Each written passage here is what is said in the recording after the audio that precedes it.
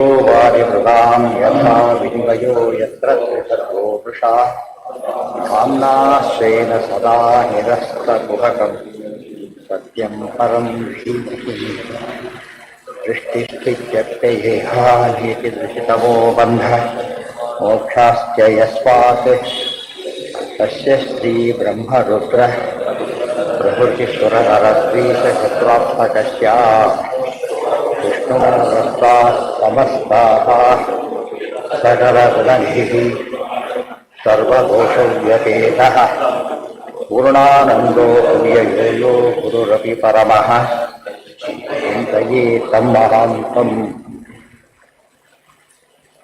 ಈಗ 5ನೇ ಅಧ್ಯಾಯ ನಾರದ ಉವಾಚ ದೇವದೇವ ನಮಸ್ತೇಸ್ತು ಭೂತಭಾವನ ಪೂರ್ವಜ. ಇನ್ನೊಂದು ಬಿಟ್ಟು ಹೋಗಿರ್ತೇನೆ. ಭೂಯೋ ನಮಸ್ತದ್ವಿಜನಚ್ಛಿದೆ ಸತಾಂ ಅಸಂಭವಾಯ ಅಸಂಭವಾಯಾಖಿಲ ಸತ್ವಮೂರ್ತಯದಾಯಿತು. ಭೂಯೋ ನಮಸ್ತದ್ವಿಜನಚ್ಛಿದೆ ಸತಾಂ ಅಸಂಭವಾಯಾಖಿಲ ಸತ್ವಮೂರ್ತಯೇ ಪುಂಸಾಂ ಪುನಃ ಪಾರಮಹಂಸ್ಯ ಆಶ್ರಮೇ ವ್ಯವಸ್ಥಿತಾನಾಮನುಮೃಗ್ಯತಾಶುಷೇ. ಅಖಿಲ ಸತ್ವಮೂರ್ತಯೇ, ಇಲ್ಲಿ ಸತ್ವ ಅಂತ ಹೇಳಿದರೆ ಸತ್ವ ಗುಣ ಅಂತ ಅರ್ಥ ಅಲ್ಲ, ಸಾಧು ಸ್ವಭಾವ ಅಂತ ಅರ್ಥ. ಪೂರ್ಣ ಸಾಧುಭಾವ ಸ್ವರೂಪಾಯ ಅಖಿಲ ಸತ್ವಮೂರ್ತಯೇ ಪೂರ್ಣ ಸಾಧುಭಾವ ಸ್ವರೂಪಾಯ. ಸತ್ವ ಅಂದ್ರೆ ಸೈ ಸತ್ವ ರಾಜಸ್ಸು ತಮಸ್ಸು ಈ ಗುಣ ಅಂತ ಅರ್ಥ ಅಲ್ಲ. ಸಾಧು ಗುಣಗಳು ಅಂದರೆ ಕಲ್ಯಾಣ ಗುಣಗಳು, ಅವುಗಳನ್ನೇ ಸ್ವರೂಪವನ್ನಾಗಿ ಹೊಂದಿದವನು. ಸದ್ವೃಜಿನಚ್ಛಿದೆ, ಸದ್ವೃಜಿನಚ್ಛಿದೆ ಸಜ್ಜನರಿಗಿರ್ತಕ್ಕಂಥ ವೃಜಿನ ಪಾಪಗಳನ್ನ ಛಿದೆ ಪರಿಹಾರ ಮಾಡತಕ್ಕಂಥವನೇ. ಅಸತಾಂ ಅಸಂಭವಾಯ ಅಸಜ್ಜನರಿಗೆ ಎಂದೂ ಸಿಗದೇ ಇರತಕ್ಕಂಥವನೇ. ಅಖಿಲ ಸತ್ವಮೂರ್ತೆಯದಾಯಿತು. ಪುಂಸಾ ಪುನಃ ಆಶ್ರಮೇ ವಿಶೇಷವಾಗಿ ಪರಮಹಂಸಾಶ್ರಮದಲ್ಲಿ ಯಾರಿರ್ತಾರಲ್ಲ ಅವರಿಗೆ ಅತಿ ವಿಶೇಷ ಅನುಗ್ರಹ ಮಾಡತಕ್ಕಂಥವ್ರು. ಯಾಕೆ ಎಲ್ಲವನ್ನು ತ್ಯಾಗ ಮಾಡಿ ಬಂದವರಾದ್ದರಿಂದ ವಿಶೇಷ ಮಹಿಮೆ. ವ್ಯವಸ್ಥಿತಾನಾಂ ಅನುವೃಗ್ಯತಾಶುಷೆ, ಏನು ಕೇಳ್ತಾರೋ ಒಂದು ಕೊಟ್ಟು ಅನುಗ್ರಹ ಮಾಡ್ತಕ್ಕಂಥವರು. ನಿಶೇಷ ಗುಣಪೂರ್ಣತ್ವ ಸತ್ವಂ ಸತ್ವ ಇತ್ತೇವ ತಂ ವಿದುಹು. ಸತ್ವವಾನ್ ಅಂತ ವಿಷ್ಣು ಸಹಸ್ರನಾಮ, ಅದಕ್ಕೆ ಅರ್ಥ. ಅದಕ್ಕೆ ನಿಶೇಷ ಗುಣಪೂರ್ಣತ್ವ ಸತ್ವ ಇತ್ತೇವ ತಂ ವಿದುಹು. ನಿಶೇಷ ಗುಣಪೂರ್ಣನಾದ್ದರಿಂದಾಗಿನೇ ಪರಮಾತ್ಮನಿಗೆ ಸತ್ವ ಅಂತ ಕರೀತಾರೆ. ಏಷ ಆತ್ಮ ಆತ್ಮವತ ಸ ಏಷ ಆತ್ಮ ಆತ್ಮವತಾಮಧೀಶ್ವರ ತ್ರಯೀಮಯೋ ಧರ್ಮಮಯ ತಪೋಮಯ. ಮತ್ತೆ ಗತವ್ಯಲೀಕೈ ಅಜಶಂಕರಾದಿಭಿ ವಿತರ್ಕ್ಯಲಿಂಗೋ ಭಗವಾನ್ ಪ್ರಸೀದತಾಂ. ಸಹ ಏಷಃ ಆತ್ಮ ಆತ್ಮವತಾಂ ಅಧೀಶ್ವರ ತ್ರಯೀಮಯ ಧರ್ಮಮಯ ತಪೋಮಯ. ಗತವ್ಯಲೀಕೈ ಅಜಶಂಕರಾದಿಭಿ ವಿತರ್ಕ್ಯಲಿಂಗ ಭಗವಾನ್ ಪ್ರಸೀದತಾಂ. ವೇದಾನುಸಾರಿವಶಗಃ ಸ್ವೇಚ್ಛಯಾ ತು ಹರಿರ್ಯತಃ ಅತಃ ಸ್ವತಂತ್ರಮಪ್ಯಾಹುಃ ಪ್ರಾಜ್ಞಾ ವೇದಮಯೇತಿಹ ಇತಿ ಅಧ್ಯಾತ್ಮೇ. ಸಹ ಏಷಃ ಆತ್ಮ ಆತ್ಮವತಾಮಧೀಶ್ವರಃ. ಆತ್ಮವತಾಮಾತ್ಮ, ಯಾರು ಭಗವದ್ಭಕ್ತರಾಗಿದ್ದಾರೋ ಅವರಿಗೆಲ್ಲ ಸ್ವಾಮಿಯಾಗಿರ್ತಕ್ಕಂಥವನು. ಅನೇಕ ಅರ್ಥಗಳು ಅವರಿಗೆ. ಮತ್ತು ಆತ್ಮವತಾಮಧೀಶ್ವರ, ಎಲ್ಲರಿಗೂ ಈಶ್ವರ ಅಧೀಶ್ವರ. ತ್ರಯೀಮಯ ಧರ್ಮಮಯ ತಪೋಮಯ. ತ್ರಯೀಮಯ ಧರ್ಮಮಯ ತಪೋಮಯ, ಅದು ಒಟ್ಟಿಗೆ ಅರ್ಥ ಹೇಳುತ್ತೆ. ಗತವ್ಯಲೀಕೈ ಅಜಶಂಕರಾದಿಭಿ, ಯಾವುದೇ ವಿಧವಾದ ವಂಚನೆ ಮೊದಲಾದ ದೋಷಗಳಿರದಂತಹ ಬ್ರಹ್ಮ ಅಜ ಶಂಕರ ಆದಿಭಿ ಬ್ರಹ್ಮರುದ್ರಾದಿ ದೇವತೆಗಳಿಂದ ಅವಿತರ್ಕ್ಯಲಿಂಗ, ಎಷ್ಟು ಯೋಚನೆ ಮಾಡಿದ್ರೆ ಪೂರ್ತಿ ಇರಲಿಲ್ಲಕ್ಕಾಗದವನು ನೀನು. ಲಿಂಗ ಅಂದ್ರೆ ಲಕ್ಷಣ. ಅತರ್ಕ್ಯ ವಿತರ್ಕ್ಯ ಅವಿತರ್ಕ್ಯ ಎಂದು ಊಹಿಸಲಿಕ್ಕೆ ಸಾಧ್ಯವಿಲ್ಲದಿರತಕ್ಕಂಥ ಹಿರಿಮೆ ಹೊಂದಿದವನು ಭಗವಾನ್ ಅಂತ ಪರಮಾತ್ಮನು ನಮಗೆ ಪ್ರಸೀದತಾಂ ಪ್ರಸನ್ನನಾಗಲಿ ಅಂತ ಪ್ರಾರ್ಥನೆ ಮಾಡಿಕೊಡ್ತಾನೆ. ವೇದಾನುಸಾರಿ ವಶಗಃ ಸ್ವೇಚ್ಛಯಾತು ಹರಿರ್ಯತಃ ಅತಃ ಸ್ವತಂತ್ರಮಪ್ಯಾಹುಃ ಪ್ರಾಜ್ಞಾ ವೇದಮಯೇತಿಹ. ವೇದಮಯ ಅಂದ್ರುವಂತೆ ತ್ರಯೀಮಯ ಅಂದ್ರುವಂತೆ ಅದಕ್ಕೆ ಅರ್ಥ ಹೇಳ್ತಾರೆ. ಇತಿ ಅಧ್ಯಾತ್ಮೆ ವೇದಾನುಸಾರಿ ವಶಗಃ, ಯಾರು ವೇದಕ್ಕೆ ಅನುಸಾರವಾಗಿ ನಡ್ಕೊಡುತ್ತಾರೆ ಅವರಿಗೆ ಪರಮಾತ್ಮ ಸ್ವೇಚ್ಛೆಯ ವಶನಾಗ್ತಾರೆ. ತ್ರಯಿ ಅಂದ್ರೆ ವೇದ, ತ್ರಯಿಮಯ ಅಂದ್ರೆ ವೇದಮಯ. ಅತಃ ಸ್ವತಂತ್ರವಪ್ಯಾಹು ಪ್ರಾಜ್ಞಾ ವೇದಮಯೇತಿಹ. ಪರಮಾತ್ಮ ಸರ್ವತಂತ್ರ ಸ್ವತಂತ್ರನಾದರೂ ಕೂಡ ಯಾರು ವೇದ ಮತ್ತು ವೇದಾನುಸಾರಿಗಳಿಗೆ ಅನುಗುಣವಾಗಿ ನಡ್ಕೊಡುತ್ತಾನೆ ಅವನಿಗೆ ವಶನಾಗ್ತಾನೆ. ಭಕ್ತಿಯಿಂದ ಆರಾಧನೆ ಮಾಡಲು ವಶನಾಗ್ತಾರಾದ್ರೆ ದೇವರಿಗೆ ಏನಂತ ಕರೀತಾರೆ? ತ್ರಯೀಮಯ ವೇದಮಯ ಅಂತ ಕರೀತಾರೆ. ಅತಃ ಅದು ಕಾನೂನು ಪಾಲನೆ ಮಾಡುವವರಿಗೆ ಅನುಗ್ರಹ ಮಾಡ್ತಾರಲ್ಲ, ವೇದ ಅಂದ್ರೆ ಕಾನೂನು, ಪ್ರಭು ಸಂಹಿತ ಅಂತಾನೆ ಅದಕ್ಕೆ ಹೆಸರು. ವೇದಮಯ ಇತಿಹ ಇತಿ ಅಧ್ಯಾತ್ಮೆ ಇತಿ ದ್ವಿತೀಯ ತಾತ್ಪರ್ಯ ಚತುರ್ಥೋಧ್ಯಾಯ. ಈಗ ಪಂಚಮೋಧ್ಯಾಯ ನಾರದ ಪ್ರಧಾನ ಅಂತ ಮಯತ್ತಲ್ಲಿ ಬರುತ್ತೋ ಪ್ರಧಾನ. ಇನ್ನು ಯೋಚನೆ ತನ್ನ ವಿಷಯ ಬಂದಾಗ ಸ್ವರೂಪ, ಬೇರೆ ಬಗ್ಗೆ ಬಂದಾಗ ಪ್ರಧಾನ ಅಷ್ಟೇ. ನಾರದ ಉವಾಚ ದೇವದೇವ ನಮಸ್ತೆಸ್ತು ಭೂತಭಾವನ ಪೂರ್ವಜ ತದ್ವಿಜಾನೀಹಿ ಯಜ್ಞಾನಂ ಆತ್ಮತತ್ವ ನಿದರ್ಶನಂ. ನಾರದರು ಬ್ರಹ್ಮದೇವರನ್ನು ಪ್ರಾರ್ಥನೆ ಮಾಡ್ತಾ ಇದ್ದಾರೆ. ದೇವದೇವ ನಮಃ ತೇ ಅಸ್ತು, ನಮಃ ತೇ ಅಸ್ತು ಭೂತಭಾವನ ಪೂರ್ವಜ, ಭೂತಭಾವನ ಪೂರ್ವಜ ಹಾಗೂ ಹೇಳುವುದು.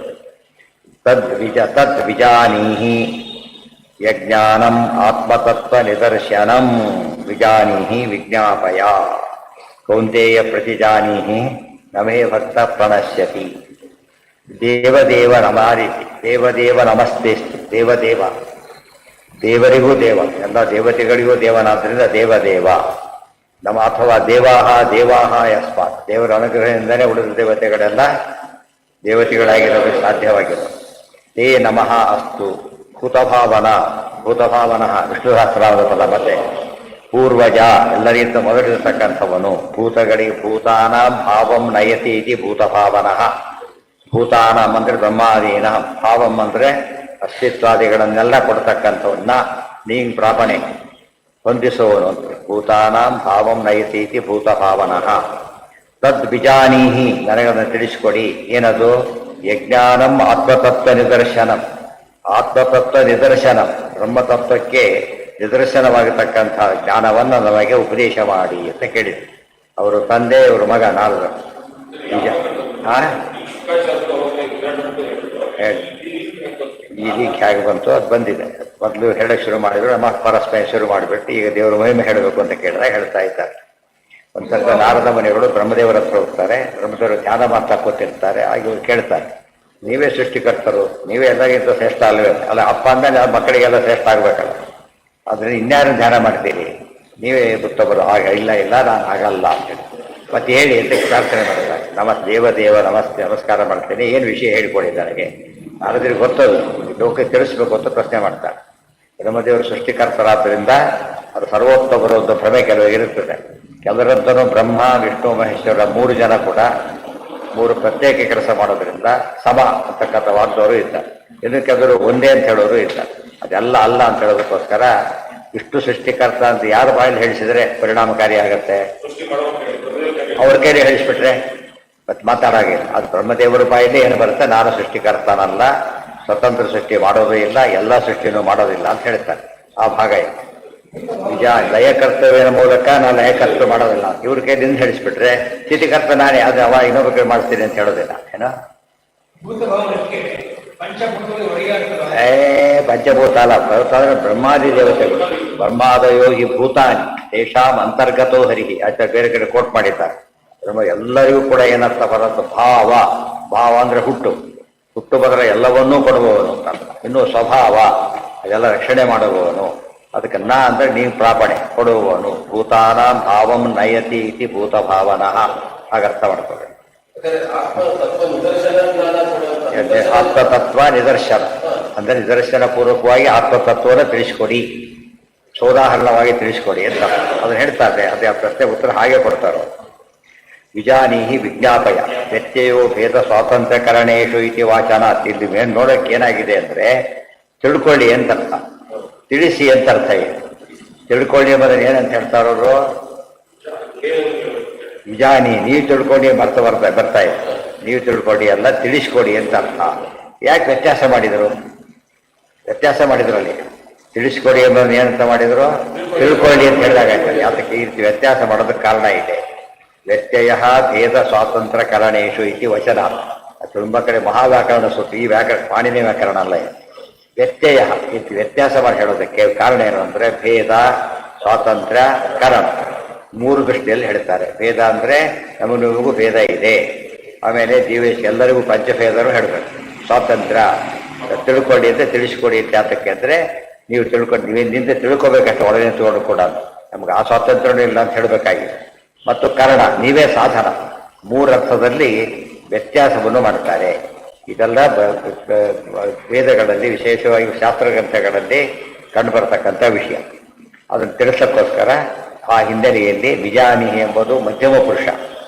ವಿಜಾನಿಹಿ ಅಂತ ಹೇಳಬೇಕಾದ್ರೆ ಅಲ್ಲಿ ಮಧ್ಯಮ ಪುರುಷ ಎರಡು ಸರಿನೇ, ಆದರೆ ತಿಳ್ಕೊಳ್ಳಿ ತಿಳಿಸ್ಕೊಡಿ ಎಷ್ಟು ವ್ಯತ್ಯಾಸ ಇದೆ. ತಿಳ್ಕೊಳ್ಳಿ ತಿಳಿಸ್ಕೊಡಿ ಅದು ಕೂಡ ಹಾಗೇನೆ. ಸರಿಯಾಗಿ ಕೆಲವು ಪ್ರಶ್ನೆ ಬಂದಾಗ ಕೆಲವೊಮ್ಮೆ ಈ ಕಾರಣಗಳಿಂದಾಗಿ ಲಿಂಗ ವ್ಯತ್ಯಾಸ, ವಚನ ವ್ಯತ್ಯಾಸ, ಪುರುಷ ವ್ಯತ್ಯಾಸ ಇತ್ಯಾದಿಗಳನ್ನ ಮಾಡ್ತಾರೆ. ನಮ್ಮ ಜನ ತಿದ್ದುಕೊಂಡ್ಬಿಡ್ತಾರೆ, ಪಾಠ ಸರಿ ಇಲ್ಲ ಅಂತ ಹೇಳ್ಬಿಟ್ಟು. ಅದು ಎಲ್ಲ ರಿಲೇಟ್ ಮಾಡಬೇಕಾಗತ್ತೆ. ತಪ್ಪು ಕಾರಣ ಇರುತ್ತೆ ಅಂತ ಮಾತಾಡಬೇಕಾದ್ರೆ ಒಂದು ಕಾರಣ ಇರುತ್ತೆ. ವ್ಯತ್ಯಯೋ ಭೇದ ಸ್ವಾತಂತ್ರ್ಯ ಕರಣೇಶು ಇತಿ ವಚನ. ವ್ಯತ್ಯಯ ಅಂದರೆ ವ್ಯತ್ಯಾಸ ಅಂತ ಅರ್ಥ. ಯದ್ರೂಪಂ ಯದಧಿಷ್ಠಾನಂ ಯತಃ ಸೃಷ್ಟಮಿದಂ ವಿಭೋ ಯತ್ ಸಂಸ್ಥಂ ಯತ್ ಪರಂ ಯಚ್ಚ ತತ್ತತ್ವಂ ವದ ತತ್ವತಃ. ಎಷ್ಟು ಪ್ರಶ್ನೆ ಕೇಳ್ತಾರೆ.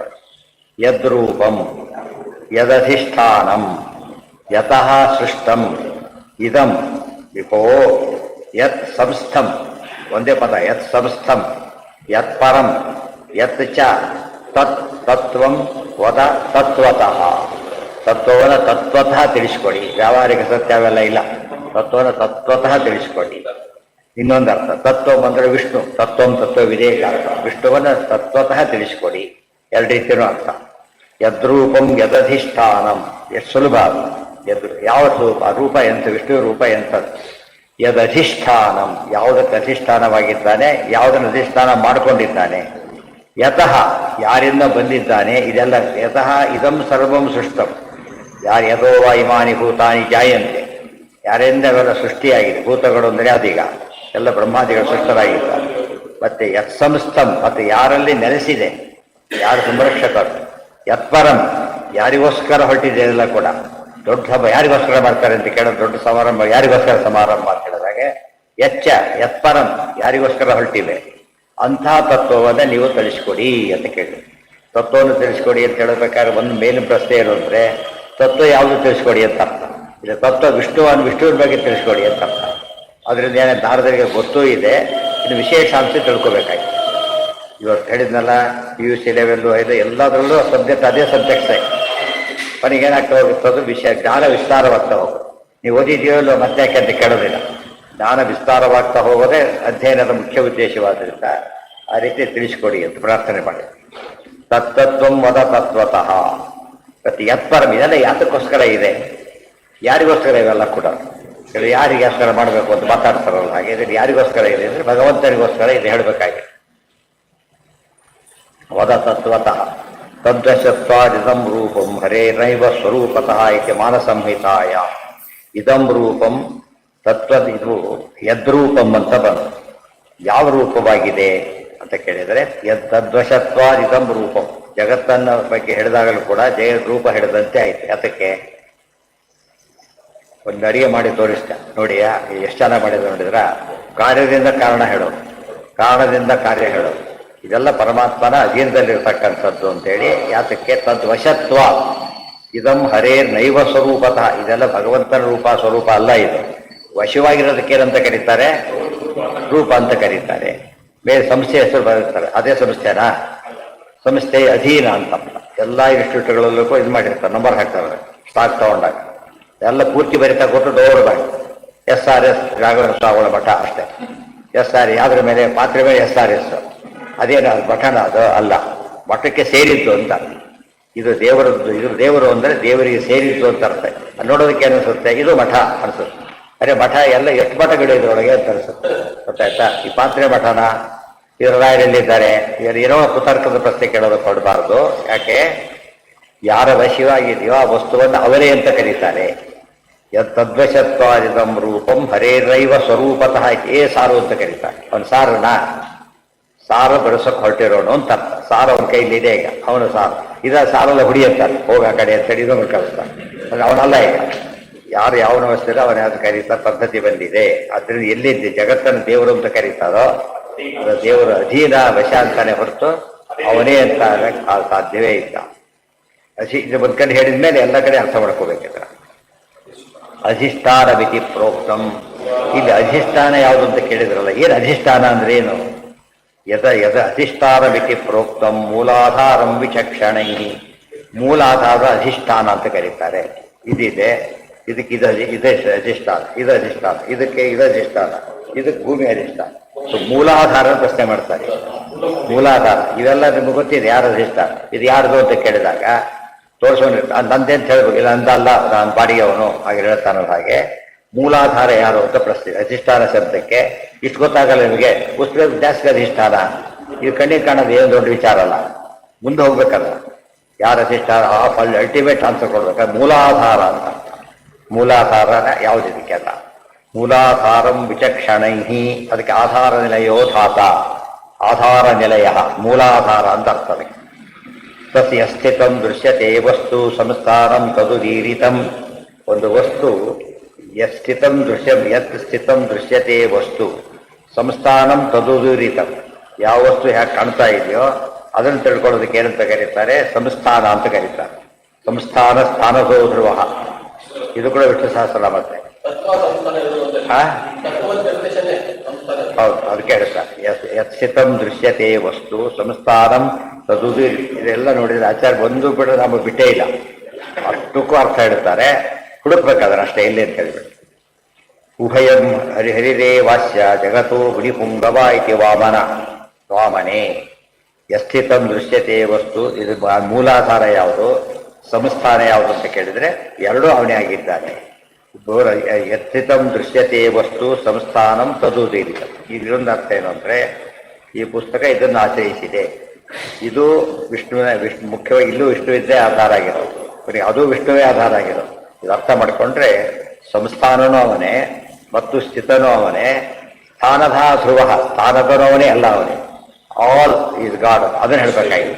ಅದಕ್ಕೆ ಎರಡು ಪ್ರಶ್ನೆಗೂ ಉತ್ತರ ಕೊಡ್ತೀವಿ. ಉಭಯಂ ಹರಿರೇವಾಸ್ಯ ಜಗತ್ತೋ, ಎಷ್ಟು ವಿಷ್ಣು ಸಹ ಎಷ್ಟು ಅರ್ಥ ಬಂದು, 5 ನಾಮದ ಅರ್ಥ ಬಂದೈತೆ ಇಷ್ಟೊಳಗೆ, 2 ಪುಟದೊಳಗೆ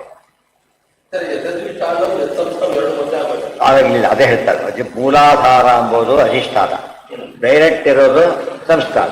ವ್ಯತ್ಯಾಸ ಗೊತ್ತಾಯ್ತಲ್ಲಿ. ಇಲ್ಲಿದ್ದು ಪುಸ್ತಕ ನೋಡೋದಕ್ಕೆ ಅದು ಡೆಸ್ಕ್ ಆಧಾರ ಅಂತ ಕಾಣುತ್ತೆ, ಅಲ್ಲ, ಎಷ್ಟೊಳಗಿದ್ದು ಭಗವಂತನೇ ಇದಕ್ಕೂ ಆಧಾರ. ಮೂಲಾಧಾರಕ್ಕೆ ಬೇರೆ ಇಲ್ಲೇ ಇಲ್ಲ. Vishnu Kurma direct ultimate. ಅರ್ಥಾಯ್ತಾ? ಮೊದಲ ಆಧಾರದೂ ಅವನೇನೆ, ಕೊನೆಯ ಆಧಾರವೂ ಅವನೇನೆ, ಆದ್ಯಂತದಲ್ಲೂ ಅವನೇ ಆಧಾರ, ಅವನ್ ಮೇನ್ ಥೀಮ್. ಬಟ್ ಆದಿಯಲ್ಲಿ ಏನು ಕಾಣಿಸ್ತದೆ, ಯಾರೋ ಬೇರೆ ಕಂಡ ಕಾಣುತ್ತೆ. ಅದು ಕೊನೆ ಮಾತ್ರ ಅಲ್ಲ, ಎಲ್ಲ ಸ್ಟೇಜಲ್ಲೂ ಪರಮಾತ್ಮನೇ ಆಗಿದ್ದಾನೆ ಅಂತ ಸ್ಪಷ್ಟೀಕರಣ ಕೊಟ್ಟು. ಇತಿ ವಾಮನೆ ಹರಿಹಿ ಪರೋ ಅಶ್ಚ ಜಗತೋ ಹಿ ಅವ್ಯಕ್ತಾದೇಶ್ಚ ಕೃಷ್ಣಶಃ ಅತಸ್ತತ್ಪರಮೇ ವೇದಂ ವದಂತಿ ಮುನಯೋ ಬಲಾಹ ಇತಿ ಸಾತ್ವತ ಸಂಹಿತಾಯಾಮ್. ಪ್ರತಿಯೊಂದು ಪದಕ್ಕೂ ಒಂದು ಕೊಟೇಶನ್ ಕೊಟ್ಟ ಅರ್ಥ. ಯತ್ ಪರ ಯಾರಿಗೋಸ್ಕರ ಇದೆಲ್ಲ ಕೂಡ ಅಂತ ಕೇಳಿದ್ರೆ, ಹರಿಹಿ ಪರೋಶ್ಚ ಜಗತಃ, ಜಗತ್ತಿಗೆ ಹರಿಯ ಸರ್ವೋತ್ತಮರಾದ್ದರಿಂದ, ಅವ್ಯಕ್ತಾದೇಶ್ಚ ಕೃಷ್ಣಶಃ, ಅವ್ಯಕ್ತ ಬದಲಾದ ಪ್ರತಿಯೊಂದಕ್ಕೂ ಕೂಡ ಪರ್ಪಸ್ ಏನು, ಅವನ ಕಡೆ ಹೋಗುತ್ತೆ. ಅವನ ಮಾತು ನದಿಯೇನಾಂ ಸಾಗರೋಗತಿ, ನದಿ ಎಲ್ಲಿ ಹರಿಯುತ್ತದೆ? ಸಾಗರಕ್ಕೆ. ಎಲ್ಲದರ ಗುರಿ ಯಾರು ಅಂತ ಕೇಳಿದ್ರೆ ಪರಮಾತ್ಮ. ಅದಕ್ಕೆ ಹೇಳ್ಬೇಕಾದ್ರೆ ಮುಂದೆ ಹೇಳ್ತಾರೆ, ನಾರಾಯಣ ಮುಂದೆ ಅದಿಷ್ಟು ಡೀಟೇಲ್ ಮುಂದೆ ಬರುತ್ತೆ. ಪ್ರತಿಯೊಂದು ದೇವರು ಪರ. ಯದಧೀದ ಯಶ ಸತ್ಯ ತತ್ತದಿತ್ತೇವ ಭಣ್ಯತೆ ವಿದ್ಯಮಾನೇ ವಿಭೇದೇಪಿ ವಿಧೋ ನಿತ್ಯಂ ಸ್ವರೂಪತಃ ಇತಿ ಭವಿಷ್ಯತ್ ಪರ್ವಣಿ. ಅದು ಸಾತ್ವತ ಸಂಹಿತ ಪಂಚರಾತ್ರ. ಇದು ಭವಿಷ್ಯತ್ ಪರ್ವ ಉಪಪುರಾಣ. ಯದಹೀನ ಯಶ ಸತ್ತ ತತ್ತದಿತ್ತೇವ ಭಣ್ಯತೆ, ಯಾರ ಇರುವಿಕೆ ಯಾರ ಅಧೀನವಾಗಿದೆಯೋ ಅದನ್ನು ಅವರೇ ಅಂತ ಕರೀತಾರೆ. ವಿದ್ಯಮಾನೇ ವಿಭೇದೇಪಿ ಮಿಥೋ ನಿತ್ಯಂ ಸ್ವರೂಪ. ಇಬ್ಬರು ವ್ಯತ್ಯಾಸ ಇದ್ರೂ ಕೂಡ ಅದು ಈ ಒಂದು ವಿಷಯವಾಗಿ ಆದಿನ ತೋರಿಸೋದಕ್ಕೋಸ್ಕರ ಮಾತಾಡ್ತಾರೆ. ಯಾರೋ ಸಂಸ್ಥೆಯವರು ಬರಬೇಕಾಗಿತ್ತು, ಸಂಸ್ಥೆ ಹೆಸರು ನಾನು ಎದ್ದುಟ್ಬೇಡ, ಆ ಸಂಸ್ಥೆಗೆ ಸೇರಿದವನು ನಾನು ಅಂತ ಅರ್ಥ. ಯಾರೇ ಬೆಂಗಳೂರು ಅಂತ ಎದ್ದು ನಿಂತ್ಕೊಂಡ, ಯಾರೇ ಮೈಸೂರಿನ ಪ್ರತಿನಿಧಿ ಅಂತ ಅರ್ಥ. ಅವರು ನಾನೇ ಅಂತ ಎದ್ದು ನಿಂತ್ಕೋತ. ಅದರ ಅಧೀನವಾಗಿ ಬಂದಾಗ ಅವನ ಹೆಸರು ಬರುತ್ತೆ. ಇದೆಲ್ಲ ಭಾಷೆಯ ವ್ಯವಸ್ಥೆಗಳಲ್ಲ. ಏನು ಗೊತ್ತಿಲ್ಲದೆ ಬೋಧಿದ್ರೆ ಏನಾಗುತ್ತದು? ಸುಮ್ಮನೆ ಚೇರ್ ಬಿಟ್ಟು ಪರ್ಮಿಷನ್ ಆಫ್ ದಿ ಚೇರ್ ಮಾತಾಡ್ತೀನಿ ಅಂತ. ಅದೇನು ಪರ್ಮಿಷನ್ ಕೊಡೋದು ಚೇರು? ಇಷ್ಟು ಗೊತ್ತಿಲ್ಲ, ಮ್ಯಾಮ್ ಹೇಳ್ತಾರೆ ಇವನು, ಗೊತ್ತಾಯ್ತಾ? ಚೇರು ಅಂತಾನೆ ಪರ್ಮಿಷನ್ ಕೊಡುತ್ತೆ ಅಂತಾರೆ. ಅವನ ಮಾತು ನಾವು ಕೇಳಬೇಕು. ಎಷ್ಟು ದಡ್ಡ ಅಂತ ಹೇಳೋದಿಲ್ಲ, ಆಗಲ್ಲ. ಅವನಿಗೆ ಗೊತ್ತು chairman speak with permission of the chairman ಅಂತ. ಅವ್ರಿಗೆ ಆ್ಯಕ್ಚುಲಿ ಏನಾಯ್ತು, ಈಗ ಚೇರ್ ಅಂತ ಕರೆದಾಗ ಚೇರ್ಮನ್ಗೂ ಚೇರ್ಗೆ ವ್ಯತ್ಯಾಸ ಅಂತ ಕೇಳಿದ್ರೆ ಅದು ಅತಿ ಕೂತಿದ್ದಕ್ಕೆ ಹೆಸರು ಅವರಿಗೆ ಅಷ್ಟೇ ಹೊರತು ಪ್ರಧಾನ ಯಾವುದೀಗ ಪದವಿ ಪ್ರಧಾನ. ಪದವಿಯನ್ನು ಅಲಂಕರಿಸಿದವನು ಅಂತ ಅರ್ಥ. ಆಸನ ಅಲಂಕರಿಸಿದವನಲ್ಲ, ಪದವಿ ಅಲಂಕರಿಸಿದವನು ಅಂತ ಅರ್ಥ. ಮಿಥ ಅಂದ್ರೆ ಪರಸ್ಪರ, ಮ್ಯೂಚುವಲ್ ನಂಬರ್ ಸಂಸ್ಕೃತ ಇಂಗ್ಲಿಷ್ ಹಾಗೆ ಹೋಗಿದೆ. ಮಿಥೋ ನಿತ್ಯಂ ವಿದ್ಯಮಾನೇ ವಿಭೇದೇಪಿ ಮಿಥಃ ವಿಭೇದೇಪಿ. ಪರಸ್ಪರ ಸ್ಪಷ್ಟ ಭೇದ ಇದ್ರು ಕೂಡ ಅದು ಅದೇ ಅಂತ ಕರೀತಾರೆ. ಏಕಃ ಸೃಜಸಿ ಭೂತಾನಿ ಭೂತೈರೇ ವಾಕ್ತಮಾಯಯ ಆತ್ಮನ್ ಭಾವಯ ಸೇತಾನಿ ನ ಪರಾಗ್ ಭಾವಯೇ ಸ್ವಯಂ ಆತ್ಮಶಕ್ತಿಮವಷ್ಟಭ್ಯ ಸೂತ್ರ ನಾಮಭಿರಿವಾಕ್ಲಮಃ. ಏಕಃ ಸೃಜಸಿ ಭೂತಾನಿ ಭೂತೈರೇವ ಆತ್ಮಮಾಯಯ ಆತ್ಮನ್ ಅವಸರೆ ಭಾವಯಸೇ ತಾನಿ ನ ಪರಾಗ್ ಭಾವಯೇ ಸ್ವಯಂ ಆತ್ಮಶಕ್ತಿಮವಷ್ಟಭ್ಯ ಸೂತ್ರನಾಮಭಿರಿವಾಕ್ಲಮಃ. ನಾರದ್ರ ಮಾತು ಕಂಟಿನ್ಯೂಷನ್ ಇದೆ. ನನಗೆ ಗೊತ್ತಿರೋ ಹಾಗೆ ಏಕಃ ಸೃಜಸಿ, ಒಬ್ಬರೇ ಸೃಷ್ಟಿ ಮಾಡ್ತಿದ್ದೀರಿ, ನೀವೇ ದೊಡ್ಡವರಾಗ್ಲಿಲ್ವ? ಈಗ ಭೂತಾನಿ ಎಲ್ಲ ಪ್ರಾಣಿಗಳನ್ನು ಕೂಡ ಭೂತೈರೇವ ಆತ್ಮಮಾಯಯ, ಈ ಪಂಚಭೂತಗಳು ಮೊದಲಾದ ದ್ರವ್ಯಗಳಿಂದ ಪ್ರಾಣಿ ಸೃಷ್ಟಿ ಮಾಡ್ತಾ ಇದೆ. ಆತ್ಮಮಾಯಯ, ನಿಮ್ಮೇ ಇಚ್ಛೆ ಇದು ಬಂದು. ಆತ್ಮನ್ ಭಾವಯಸೇ ತಾನಿ, ನೀವೇ ನೋಡ್ಕೊತಾ ಇದ್ದೀರಿ. ನಪರಾಗ್ ಭಾವ, ಆದ್ರೆ ನಿಮ್ಮ ಮೇಲೆ ಇನ್ನೊಬ್ಬರಿದ್ದಾರೆ ಅಂತ ಅನ್ಸೋದೇ ಇಲ್ಲ. ಆತ್ಮಶಕ್ತಿ ಅವಷ್ಟಭ್ಯ ಸೂತ್ರನಾಭಿರಿವಾಕ್ರಮಃ, ನಿಮ್ಮದೇ ಶಕ್ತಿಯನ್ನು ಅವಲಂಬಿಸಿಬಿಟ್ಟಿದ್ದೀರಿ. ಸೂತ್ರನಾಮಭಿರಿವ, ಅದು ಸೂಚನವಾಗಿ ಮಾಡ್ತಕ್ಕಂಥ ಹೆಸರಿನಿಂದ ಅಕ್ರಮಃ, ಯಾವುದೇ ಒಂದು ಆಯಾಸಗಳಲ್ಲಿ ಮಾಡ್ತಾ ಇದ್ದೀರಿ. ನೀವೇ ಸರ್ವೋತ್ತಮರು ಯಾಕೆ ಅನ್ನಬಾರದು? ಅದು ದಾಖಲೆ. ತದಧಿಕಂ ಜಾತು ಪೂರ್ವಪಕ್ಷಂ ದರ್ಶಯತಿ. ನಾರದರು ತಿಳ್ಕೊಂಡಿದ್ದಲ್ಲ, ಅದು ಹೀಗೆ ತಿಳ್ಕೊಂಡಿರ್ತಾರೆ ಪೂರ್ವಪಕ್ಷ, ಅದು ಉತ್ತರ ಕೊಡಬೇಕು. ಇಷ್ಟೆಲ್ಲ ಬ್ರಹ್ಮದೇವರು ಹೀಗಿರೋದ್ರಿಂದ ಅವರೇ ಸರ್ವೋತ್ತಮರು ತಿಳ್ಕೊಂಡಿರ್ತಾರೆ. ಪೂರ್ವಪಕ್ಷವನ್ನು ಹೇಳಿದರು. ಆತ್ಮ ನಿಮ್ಮ ಇಚ್ಛೆ, ನಿಮ್ಮ ಇಚ್ಛೆ. ಒಳಗಿಂದೆಲ್ಲ ಅರ್ಥ ಬೇರೆ. ಆತ್ಮ ಅಂದರೆ ಪರಮಾತ್ಮ ಮಾಯ, ಇವೆಲ್ಲ ಉತ್ತರ ಅದರಲ್ಲೇ ಇದೆ. ಅವ್ರಿಗೆ ಗೊತ್ತಿರೋದಕ್ಕೆಲ್ಲ ಅರ್ಥ ಮಾಡಬೇಕು. ಹೆಚ್ಚು ತಿಳ್ಕೊಳ್ಳೋದಕ್ಕೋಸ್ಕರ ಪ್ರಶ್ನೆ ಕೇಳಬೇಕು, ಗೊತ್ತಿರೋದವ್ರು ಹೇಳೋದಕ್ಕೋಸ್ಕರ ಈ ಅರ್ಥ ಮಾಡಬೇಕು. ಮೂರು ಉದ್ದೇಶದಿಂದ ಕೇಳ್ತಾರೋ. ತದಧಿಕಂ ಜ್ಞಾತುಂ ಪೂರ್ವ, ಅದಕ್ಕೆ ತದಧಿಕಂ ಏನು ಗೊತ್ತಿದೆಯೋ ಅದಕ್ಕೆ ಹೆಚ್ಚು ತಿಳ್ಕೊಳ್ಳೋದಕ್ಕೋಸ್ಕರ ಪ್ರಶ್ನೆ ಮಾಡ್ತಾರೆ. ಏಕಃ ಸೃಜಸಿ ಇತ್ಯಾದಿನ ನಾಹಂ ವೇದ ಪರತ್ವಂ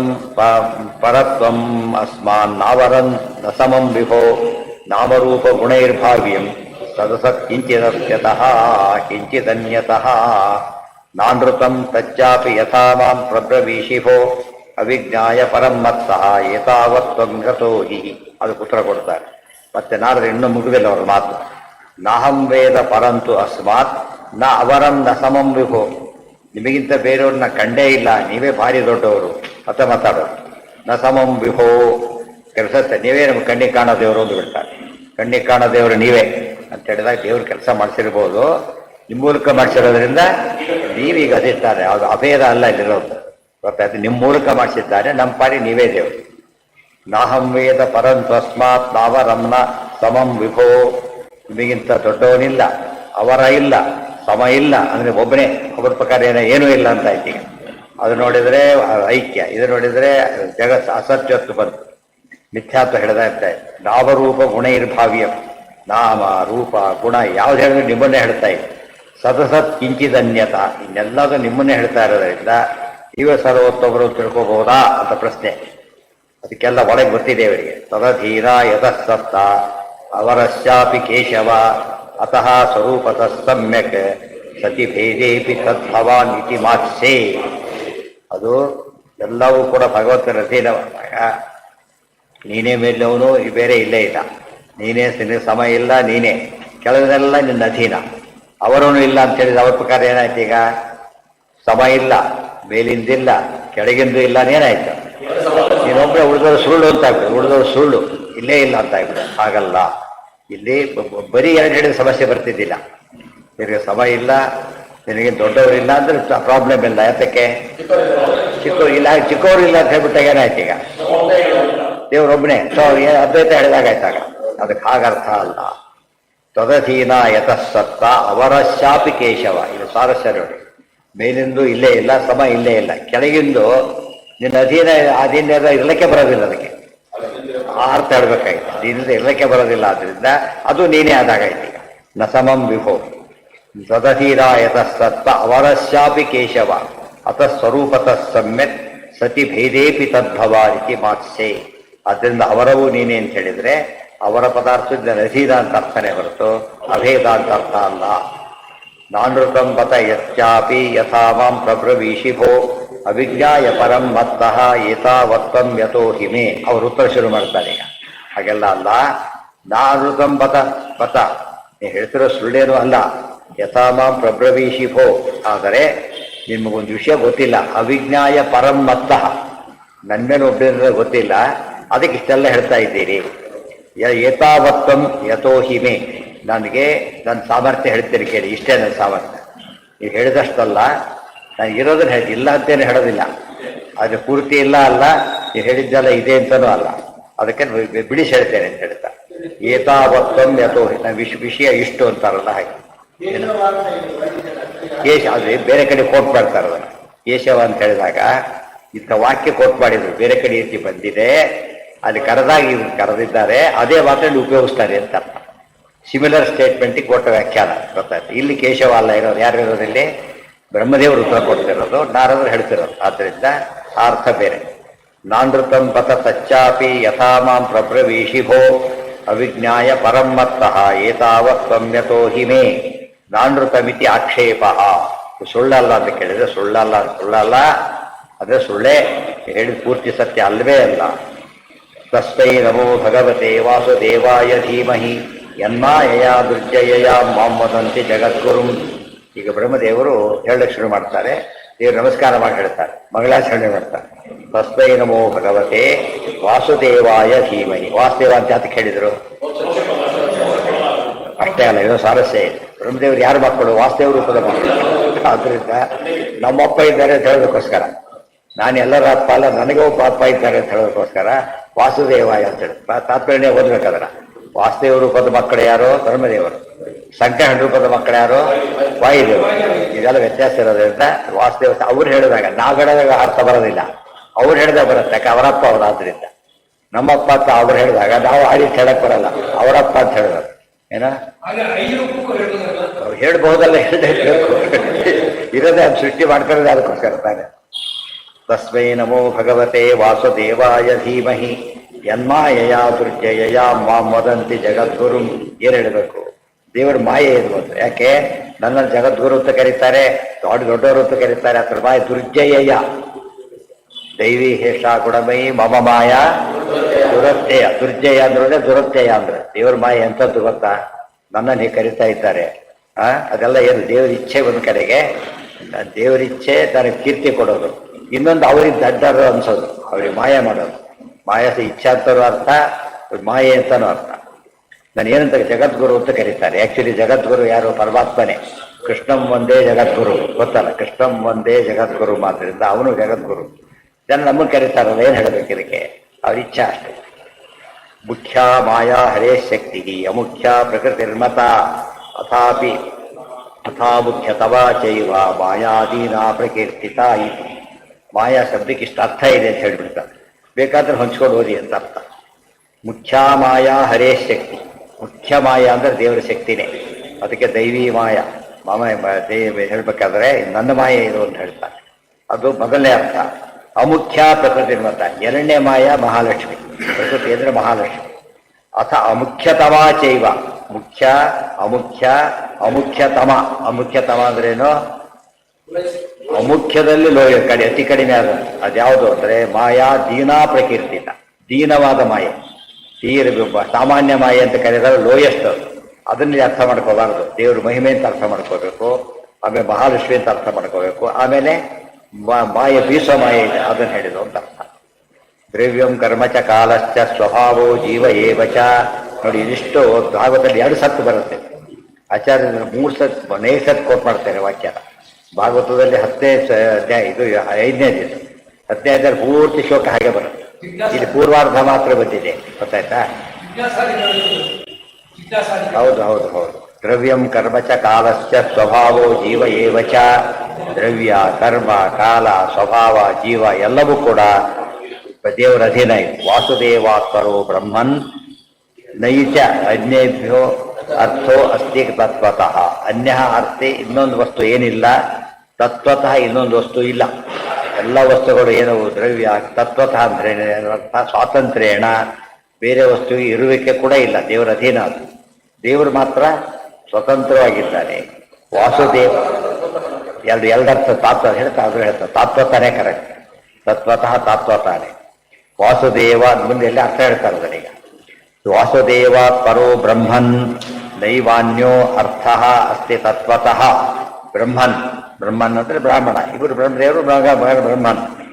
ಈ ಪರಹ ಅಧಿಕ, ಇನ್ನೊಂದು ಅಧಿಕವಾದ ತತ್ವ ಇಲ್ಲ. ತಾತ್ವತ ಅಂದ್ರೇನು? ತತ್ವದೇವಸ್ಥಿತಂ ತದ್ವದೇವಸ್ಥಿತಂ ವಸ್ತು ತಾತ್ವತಂ ತತ್ಪ್ರತ್ಯಕ್ಷತೆ ಇತಿ ಕೌರ್ಮೆ. ಒಂದು ವಸ್ತು ಇದ್ದ ಹಾಗೆ ಕಾಣೋದಕ್ಕೆ ಅಂತ ಹೇಳ್ತಾರೆ, ತಾತ್ವತಃ ಕಾಣೋದು ಅಂತ ಕರೀತಾರೆ. ಅದು ಗೊತ್ತಿಲ್ಲದವ್ರು ತತ್ವ ತಿದ್ಕೊಂಡ್ಬಿಡ್ತಾರೆ. ಯಾಕೆ ತಾತ್ವತ ಪದ ಕೇಳಿಲ್ಲ ಆದ್ದರಿಂದ ನಮ್ಗೆ ಗೊತ್ತಿರೋ ಪದಕ್ಕೆ ಅಡ್ಜಸ್ಟ್ ಮಾಡ್ಕೊಂಡ್ಬಿಡೋದು ಅಷ್ಟೇ. ಆ ರೀತಿ ಮಾಡಿದ್ರು. ಆ ಇರೋ ಪದ ಅರ್ಥ ಮಾಡ್ಕೋಬೇಕು. ಆ ಪದ ಇಲ್ಲ ಅಂತ ಗೊತ್ತಾದ್ರೆ ತಲೆಯಿಂದ ಅರ್ಥ ಮಾಡ್ಕೋಬೇಕು. ಆ ಪದಕ್ಕೆ ಅರ್ಥ ಅದೇ ಪದ ಇದ್ದಾಗ ಹೊಸ ಪದಗಳು ಎಲ್ಲರಿಗೂ ಗೊತ್ತಿರೋ ಪದಗಳು ತಿರ್ಲಕ್ಕೆ ಸಾಧ್ಯನೇ ಇಲ್ಲ. ಅವರು ಡಿಕ್ಷನರಿ ತಗೊಂಡವ್ರು ಕೂಡ ಏನ್ ಮಾಡ್ತಾರೆ, ತಮಗೆ ಬೇಕಾದ ಪದ ಹುಡುಕ್ತಾರೆ ಹೊರತು ಎಲ್ಲ ಓದ್ಕೊತ ಕೊಡೋದಿಲ್ಲ ಅವರು, ಗೊತ್ತಾಯ್ತಾ? ಅದೆಲ್ಲ ಓದಕ್ಕೆ ಕೊಟ್ರೆ ಅದು ನೆನಪಿರಲ್ಲ, ಬೇಕೂ ಆಗೋದಿಲ್ಲ. ಬೇಕಾದ ಮಾತ್ರ ಹುಡುಕೋದು ಡಿಕ್ಷನರಿ ಹೇಗೋ ಹಾಗೆ ಹುಡುಕ್ಬೇಕಲ್ಲ. ಅದು ಬಿಟ್ಟು ಬೇಕಿದ್ದೇ ಅರ್ಥ ಮಾಡ್ಕೊಂಡ್ರೆ ತಪ್ಪಾಗಲ್ಲ. ಬೇಕಾದ ಬೇರೆ, ಬೇಕಿದ್ದೇ ತಿಳಿಯೋದು ಬೇರೆ. ಬೇಕಾದಷ್ಟು ಇದ್ರೂ ಕೂಡ ನಮಗೆ ಬೇಕಾದ ಮಾತ್ರ ತಗೋತೀವಲ್ಲ ಹಾಗೆ. ಯಾರ ಪರ ಅಂತ ಪ್ರಶ್ನೆ ಮಾಡಿದ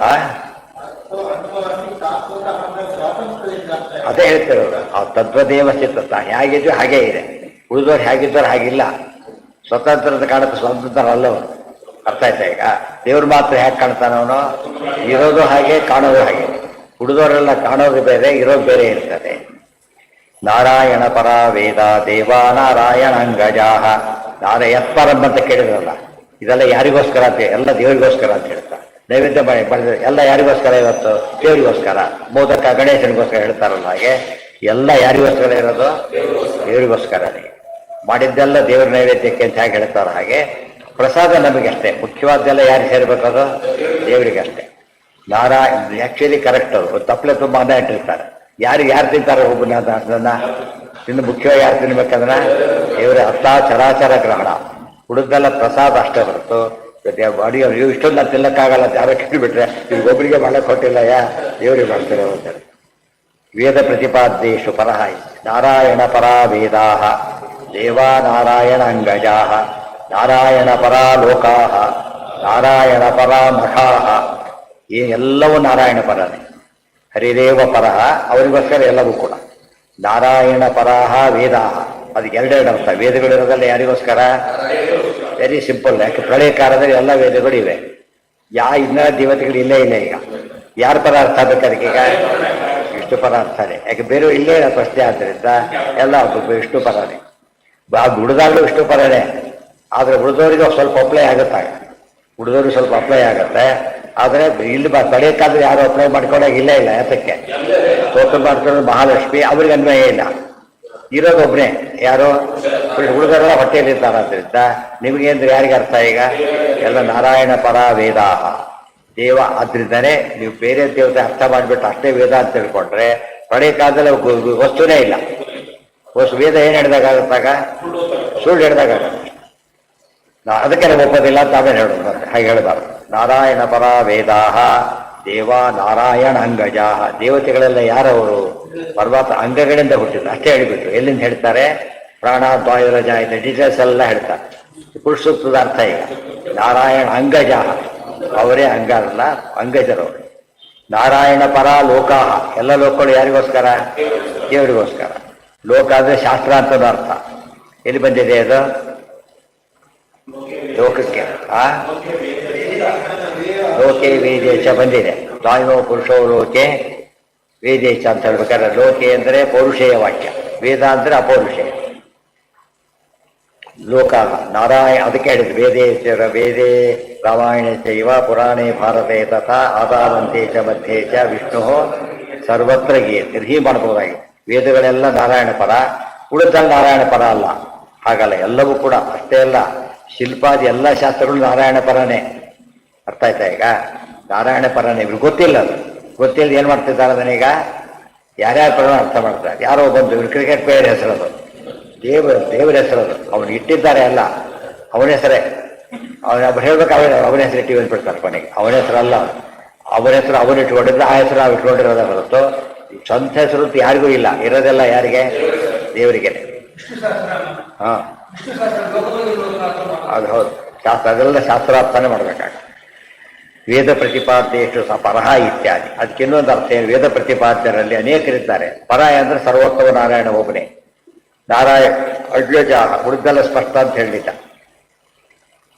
ಗಮ್ಯೇಜ್ಯ ಜ್ಞೇಯವಾಚ್ಯೇಷು ಯೋಗೇಶು ಚ ಪರೋ ಹರಿಃ ತಪಸಾ ಪೂಜ್ಯಮಾನಾನಾಂ ಸರ್ವಲೋಕೇಭ್ಯ ಏವ ಚ ಇತಿ ವಾರಾಹೇ ಗಮ್ಯ ವಿಜ್ಯ ಜ್ಞೇಯ ವಾಚ್ಯ ಎಲ್ಲದಕ್ಕೂ ಯಾರು ಅಂದ್ರೆ ಮುಖ್ಯವಾಗಿ ದೇವರೇನೆ ಗಮ್ಯ ಯಾರು ದೇವರೇ ನಾರಾಯಣಂ ಗುಣ ಸರ್ವೈರುದೀರ್ಣಂ ದೋಷವರ್ಜಿತಂ ಜ್ಞೇಯಂ ಗಮ್ಯಂ ಅದೇ ರೀತಿ ಜ್ಞೇಯ ಯಾರು ನಾರಾಯಣನೇ ಇಚ್ಛ ಯಜ್ಞ ಮಾಡಲು ಪೂಜಿಸಲ್ಪಡುವವನು ಯಾರು ನಾರಾಯಣನೇ ವಾಚ್ಯ ಪ್ರತಿಯೊಂದು ಪದಕ್ಕೂ ವಾಚ್ಯ ಯಾರು ನಾರಾಯಣನೇ ಯೋಗೇಶು ಚ ಎಲ್ಲ ಯೋಗಾರ್ಥನೂ ಅವನಿಗೆ ವಾಚ್ಯಾರ್ಥನೂ ಅವನಿಗೆ ಯೋಗಾರ್ಥನೂ ಅವನಿಗೆ ಪರೋಹರಿ ಅದೇ ರೀತಿ ತಪಸಾ ಪೂಜ್ಯಮಾನಾನಾಂ ಸರ್ವಲೋಕೇಭ್ಯ ಏವ ಚ ಎಲ್ಲ ಲೋಕದಲ್ಲಿ ಏನು ಪೂಜ್ಯರಾಗಿದ್ದಾರೆ ಅವರಲ್ಲೂ ಕೂಡ ಪೂಜ್ಯತಮ ಅಂದ್ರೆ ಪರಮಾತ್ಮನೇ ಬೇರೆ ಯಾರೂ ಅಲ್ಲ ಸತ್ವಂ ರಜಸ್ತಮ ಇತಿ ನಿರ್ಗುಣಸ್ಯ ಗುಣಾಶ್ರಯ ಸ್ಥಿತಿ ಸರ್ಗ ನಿರೋಧೇಶು ಗೃಹೀತ